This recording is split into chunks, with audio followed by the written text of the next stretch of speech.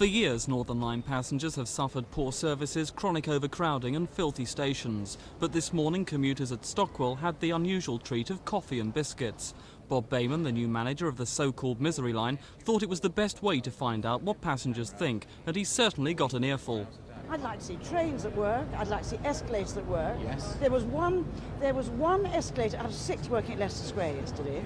My ploy is, when it's so packed that nobody will move, as the door is closing, I hurl myself in, so as everybody moves and I can actually get in, because you just stand on the platform. We are now running more trains on the Northern Line than at any time over the last 2 years. But you're not obviously doing anything to the points, you're not doing anything to the signals, because all signal failure, points failures, escalator failures, train failures, I mean, it's a dreadful system. Yeah.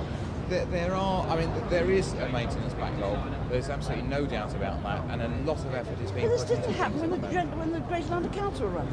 Madam, are you convinced that services will get any better now? No, I'm not, because they've been talking about it for the last 4 years. My chief complaint is about the dirt, filth, graffiti on the underground, on the platforms and outside the buildings.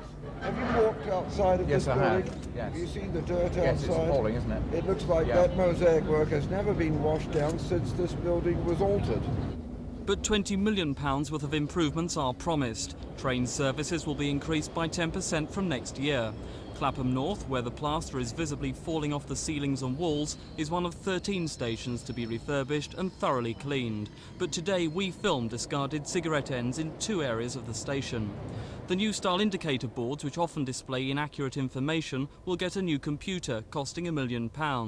There'll also be better security equipment to help cut crime. There is no doubt that standards in the past have slipped, and that's partly because of the vast increase of passengers in recent years. That's accentuated problems that we had anyway. We must look to the future. There is an enormous amount of investment going along, and we are also having a complete overhaul of our management systems and techniques.